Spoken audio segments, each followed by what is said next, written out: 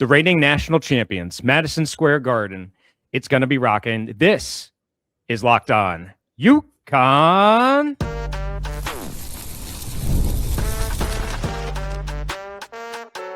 You are Locked On UConn, your daily podcast on the UConn Huskies. Part of the Locked On Podcast Network. Your team every day. Happy Tuesday. Welcome to another edition of Locked On UConn. I'm your host, Matt Shonvisky, from the only daily UConn sports podcast, Locked On UConn. Part of the Locked On Podcast Network, the number one sports podcast network in the world. Thank you for making this your first listen each and every single day. On today's show, Jason Candle was introduced at the Rent yesterday. I'll summarize what he had to say as he introduced himself to the UConn Sports Nation. And then UConn leadership also spoke about the UConn Sports Enterprise, kind of framing up their assessment of how they present UConn externally in a different way. We'll talk a little about that. And before we preview tonight's battle in Storrs South, today's episode is brought to you by Gametime. Download the Gametime app, create an account, and use Locked On College for $20 off your purchase. Into preview today's matchup of the two most recent national champions, Dave Borges of Hearst Connecticut Media Group. Dave, these are really the matchups that we get excited about, especially those you being very close to it. Cover the team. I know the team's very amped up. I heard Dan Hurley yesterday. Just what is it? This type of matchup, it's really a measuring stick for where you currently stand as a program at this point in the season. Yeah, I think so. I mean, obviously UConn's had a huge. Sorry about that as my phone goes off. Had a huge non-conference schedule, and this is the second to last big-time game they're going to be playing, and they're 4-1 so far, or 3-1, I guess.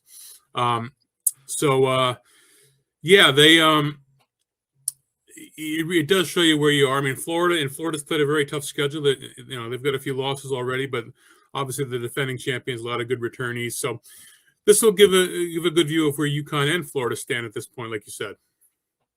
Yeah, and it's a rematch of last year's NCAA tournament game, 77-75. Obviously, the Gators coming out on top in that matchup.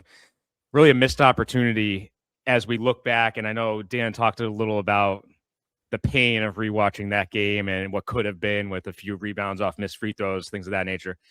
Do you believe or get the sense that this team's looking at this as sort of a revenge game, sort of kind of how I know Caravan was talking about that heading into Kansas, or is this just it is a new team, it's a different matchup? Those sort of things.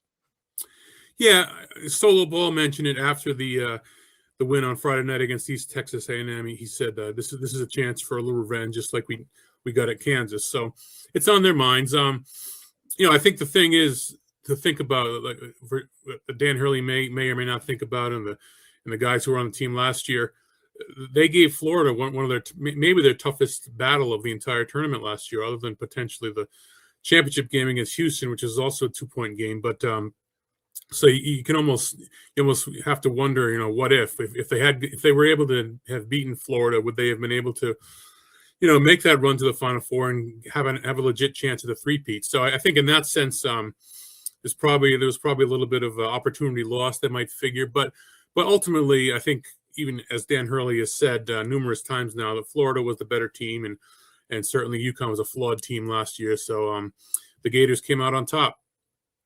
Yeah, and one of those flaws that, just from afar, it seems defense has really stepped it up this season. I know Dan talked a little about that also yesterday. I was talking about the defensive performance so far this season on yesterday's show. Just as you are close to the program, what do you think has been the key to that improvement on the defensive end? Well, one thing is they have some new players who've come in and played well defensively. I think the guard play, the guards are a little better, a little more athletic, a little tougher. Nothing against the guys last year. Hassan Diarra is as tough as it gets, but he was hobbled by injury for most of last season. And so I think some of the personnel is a little better defensive. I think Braylon Mullins, who's only played a couple of games, is going to be a very good defensive player. He's lengthy, he's athletic, and he's looked pretty strong defensively in relatively little time. But so I think that's it, and I think they've bought into it. It's something that was been stressed to them since basically since April or even March.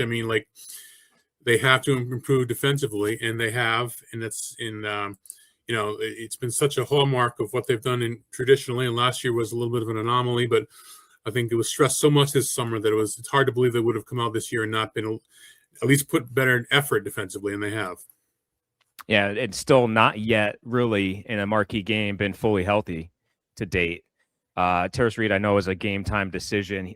He's definitely going to help, especially on the rebounding side, if he can be on the court and probably defensively around the rim. Just what's his status, and what are you hearing as the Huskies get ready for tonight's matchup?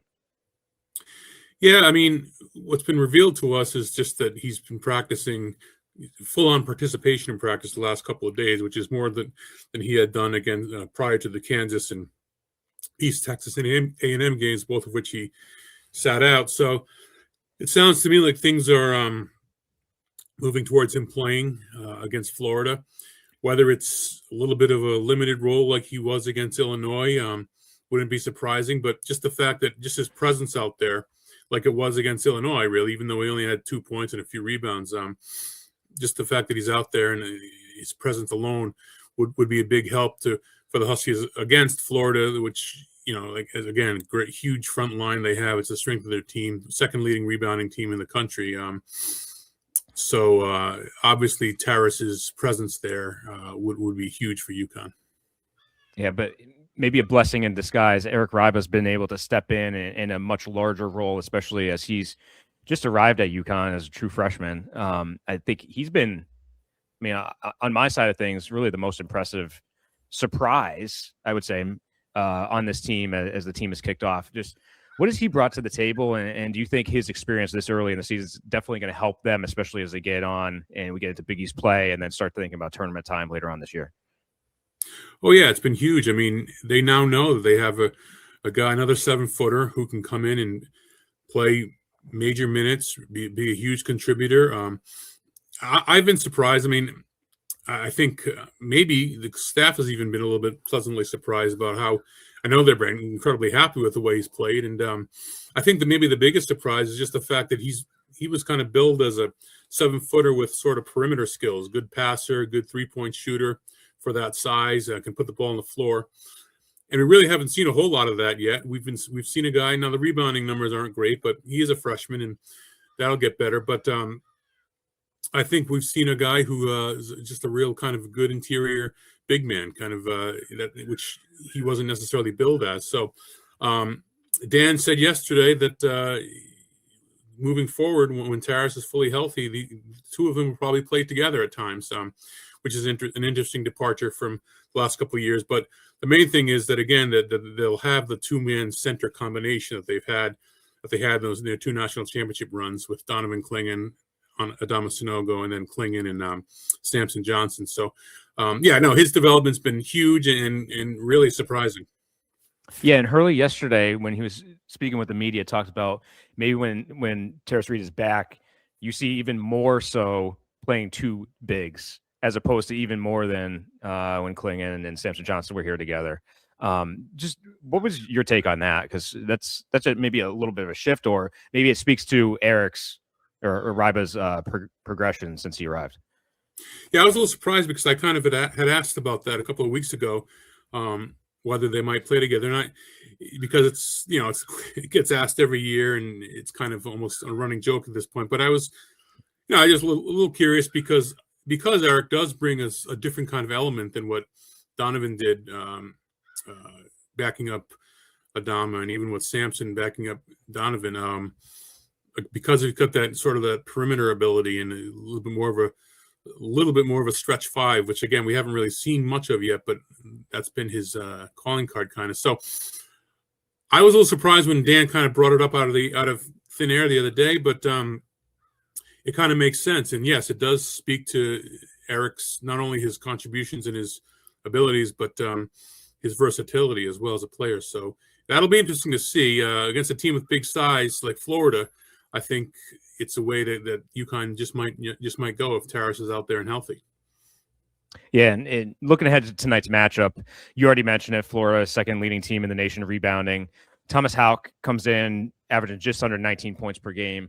What do you think are some of the keys to tonight's matchup? Obviously, the crowd's going to be there on the UConn side, bringing that energy. But from a UConn perspective, what do they need to do well to come out on top?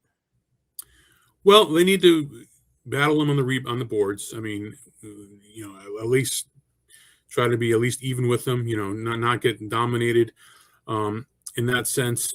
And I think Florida has not had the backcourt play, unlike last year where they were one of the best backcourts in the country by far. They've had some struggles this year, well-documented struggles. And I think if that's a place that maybe UConn can exploit on Florida's end. So I just think, I think a lot depends on what Reed is able to give them, and certainly staying out of foul trouble for Rybo would be important either way.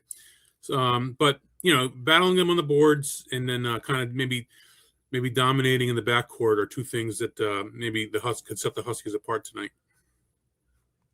And Florida's coming off, I think it was a 1-point loss at Cameron Indoor at Duke. Did you get a chance to check out that game, and what are they bringing to the table that might be a little different than what UConn fans saw a year ago? I didn't see much of that game because that was, I believe, during the Kansas game, if I'm not mistaken, right? Was that the same night as that game? I could be wrong, but I do know that that Florida wasn't overly happy with the officiating in that game, which many opponents at Cameron Indoor feel the same way. But they certainly had a chance to win that game, which is impressive because not many teams he's win it at Duke. So, I just think that this is not. I coming into the season, some people had Florida number 1 or certainly top 5. I thought that was a little lofty because of all the losses they had, the graduations for the NBA and guys they lost. So I figured there'd be a little bit of a learning curve for them, some growing pains, and they kind of have been. They've played a tough schedule, but he's a good coach, and Todd Golden's a good coach, and I think at some point they'll start playing a lot better. Maybe that's already happened again with that Duke game, which they could have easily won. At Camden. And final question, off the court. I know you had put out there that there's a potential transfer portal target that's going to be in attendance at MSG, transfer from Princeton. Just what do you hear on that front? I know he's taken some other visits this year as well. Yeah, he's a good friend of Xavier Lee, the Princeton transfer who's with Florida, a guard. So that's part of the reason he'll be there. But, he'll get a chance to see UConn up close. I think Purdue is probably in the driver's seat right now with that one, and Duke is certainly there, and I think UConn's there with Duke. It's hard to say. I mean, these guys are having conversations with his family and he's going to visit UConn this weekend as well, so he'll have a good view of what the Huskies are all about. Apparently, Dan Hurley spent some time with him a month or so ago, and from what I've heard, that went well. So, we'll see. There's a lot of things that lean towards Purdue in terms of his family, where he's from, things like that. One of his good friends from another former Princeton player is at Duke. So there are things that help those programs, but obviously UConn has the hardware and the championship trophies and the players put into the NBA who maybe weren't the Cam Spencers and the Andre Jackson Juniors, who weren't necessarily 5-star prospects, who are now playing well in the NBA, and that's certainly maybe one of the strongest things in their favor. All right, so tonight's tip, 9 p.m., ESPN, Madison Square Garden, part of the Jimmy V Classic. Dave, really appreciate the time for you hopping in, helping preview, and maybe we do this again sometime later this season. Sounds good, Matt. Thanks a lot.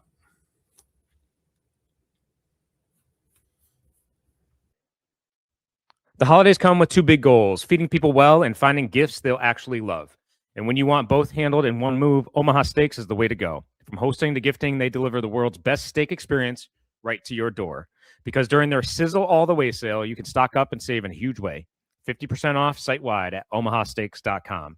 And it gets even better. Locked On College listeners get an extra $35 off with code COLLEGE at checkout. So many options, fillets, burgers, comfort meals, sides, desserts. You can build a box for anyone. It's holiday magic made easy. Order by 6 p.m. Eastern time, and it ships the same day. Save big on gourmet gifts and more holiday favorites with Omaha Steaks.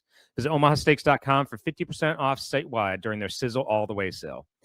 For an extra $35 off, use promo code COLLEGE at checkout. Terms apply. See site for details. That's omahasteaks.com, code COLLEGE.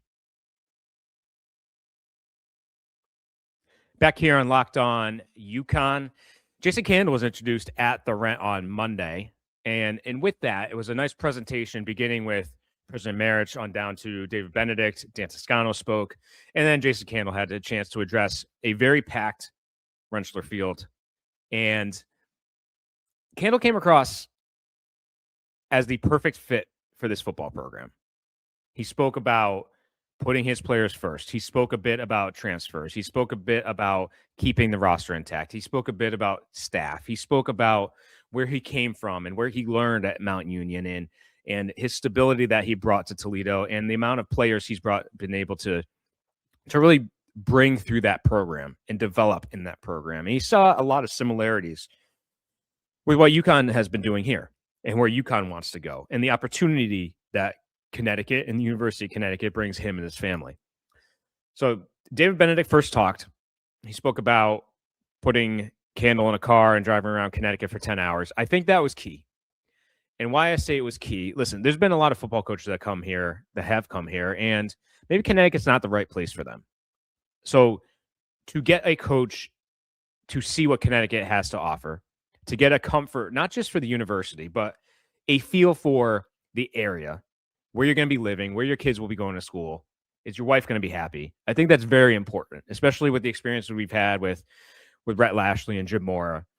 I think as you bring in somebody that, hey, has historically been loyal, has been at Toledo for 16 years, Benedict talking about what he did with Candle when he was here, I think it's going to set you up for an opportunity to be here long-term, to be happy with the situation you're entering and not dissatisfied and looking for something back west like Mora was. Candle himself, he got up there, spoke for probably about 10 minutes, went through his coaching history, went through a little bit of background of himself, went through some of the accolades from a winning standpoint and the experience he had at Mount Union. I think he said, hey, my experience there, we won 54 straight games. We lost one, and then we ran off another 55. So that just speaks to the mindset he comes from, his winning attitude. And he's a football guy. It's clear he comes from a place that high school football is a priority. He was speaking at the breakout session with the media after the main presentation. He was speaking about high school football in Ohio and how he's still of the mindset that he gets upset when there's a game on Friday night, because Friday night is a place. It's true. It's Friday Night Lights. He spoke about, hey, they don't make movies about high school football unless it's meaningful for people.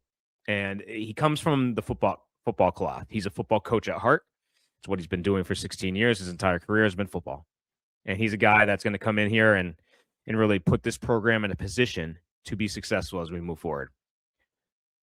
As we proceed, I want to dive into more his experience at Mount Union, because there's something special about that place. Whether it's the people that were there, the coaching that was there, the culture that was built there, there's something about Mount Union that led to all these wins, yes, but all these other coaches that took in what Mount Union presented and has allowed Matt Campbell to be successful, has allowed Nick Sirianni to be successful, has allowed Jason Candle to be successful. So that's something that we're going to focus here on the show as we go over the next couple of weeks. We'll try to get Jason Candle on the show. And then I've got some ideas about how we could potentially do a whole series on the Mount Union experience. So for those football fans that are out there, that's something we may look at as we proceed. But yesterday's session, a great introduction to Jason and his family. I think he showed very well. I think he talked about what he wants to do here in the short term, which is he's got to build the staff. He's got to build the roster. And that's going to be the main focus over the next couple of weeks. You've got signing day, the transfer portal, opening up in January. It's going to be big as he continues to build up what this program looks like for day one. And he talked about building on the success. There's no reset button that he's hitting as he comes in here. This isn't a situation where he's entering to where you need to rebuild the program, which is most of the time, that's what happens when a new coach comes in. But that framework is here. Back-to-back 9-win seasons are going for 10 at Fenway. And he's going to come in and look to build off of that momentum. It's not a reset. It's not an easy job, but it's a job that he's stepping into where success can happen in year one, as opposed to other places where you need to take the time and build that up. So that was Jason Candle at the Rent yesterday. We'll talk UConn leadership coming up.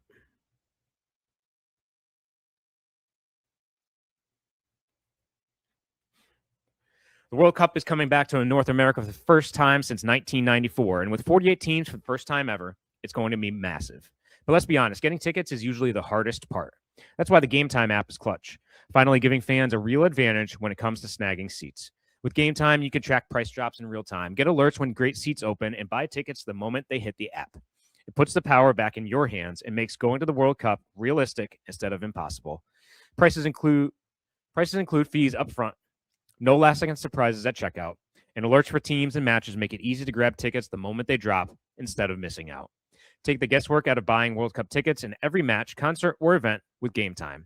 Download the Gametime app, create an account, and use code LOCKEDONCollege for $20 off your first purchase. Terms apply. Again, download the app, make an account, and use code LOCKEDONCollege for $20 off. Swipe, tap, ticket, go. Gametime. Back here on Locked On UConn, we just talked about Jason Candle and what he had to say at Rentschler Field yesterday. One thing that caught my eye, and it was something that was talked about by President, AD, Board. And that was something that they termed the UConn Sports Enterprise. It's the first time I heard that term. It was a deliberate, in my opinion, a deliberate way they presented UConn athletics. And I think it's a tactic that may work. So obviously on the national stage, UConn basketball has been a separate conversation from UConn football. What's a way to present UConn athletics as a whole externally? UConn Sports Enterprise is a way. Because it's not you get certain aspect of the program or the athletic department. You get a certain aspect here with basketball, a certain aspect here with baseball, a certain aspect here with football. What the UConn Sports Enterprise is, in my interpretation, based on the comments that were made by Benedict and Marich especially, is treating athletics as one, all steering in the same direction. Benedict talked about how does a new football coach fit what we're trying to do here from a player development standpoint, student-athlete standpoint, success standpoint. Everyone needs to be aligned. And when you think about all the coaches that are here, Dan Hurley, Gino Auriemma, Jim Penders, Mike Kavanaugh, keep going down the list on the soccer side. Everyone's steering in the right direction. Everyone's got the same goals. Everyone has the same priorities. And as part of this search, I think it was important to find somebody in a Jason Candle that can fit in and adapt and really assimilate with what is here. And with that, I think it makes a very easy presentation externally to what UConn sports is all about. So as we looked at what does the UConn Sports Enterprise mean, I think it's looking at UConn sports holistically. Not just on the field, not just performance, but athletes, coaches, investment into the department, investment by the school, the university leadership, the board, the state. There were state leaders there yesterday. There were key donors there yesterday. The president spoke. The athletic director spoke. The board spoke. And I think it speaks to that continued buy-in across the board that the school has with this football program. But it's bigger than football. So UConn Sports Enterprise, it's making sure UConn sports as a whole is treated the same way. Basketball is treated the same way as football. Because it's all one athletic department. And that's something that needs to really resonate as fans, as media, as state leadership speak about UConn sports, because that has an impact externally, especially as potential opportunities arise down the line with wherever college sports goes, because the landscape is ever changing. So how UConn positions itself, I think it's something that caught my eye yesterday. I just wanted to speak about it today. UConn Sports Enterprise. I'm sure we'll hear more about it. We'll hope to talk to David Benedict about that as we move forward. But today is all about one big game. Florida, Madison Square Garden, the rematch with the Gators as the Huskies look to avenge last season's NCAA tournament loss, as the Huskies were thwarted from a three-peat. UConn gave the Gators their closest game. We talked about it with Dave. 77-75. A little bit of different teams that we have this year. Obviously, new players, new rosters. But this game is going to be exciting. I know those of you that are heading to MSG, it's going to be a loud environment. Jason Candle will be present. It'll be his first experience taking in a UConn fan base, a UConn crowd, and what that energy is going to be like. I know he and his family are likely to be there. So again, 9 p.m., ESPN, Jimmy V Classic. We'll hop on post-game, give you a little insight and instant reaction tonight. So we'll do that. So guys, thank you all for tuning in. This is Locked On UConn. And for a second listen, please check out Locked On Sports Today, hosted by Peter Bukowski, part of the Locked On Podcast Network, your team every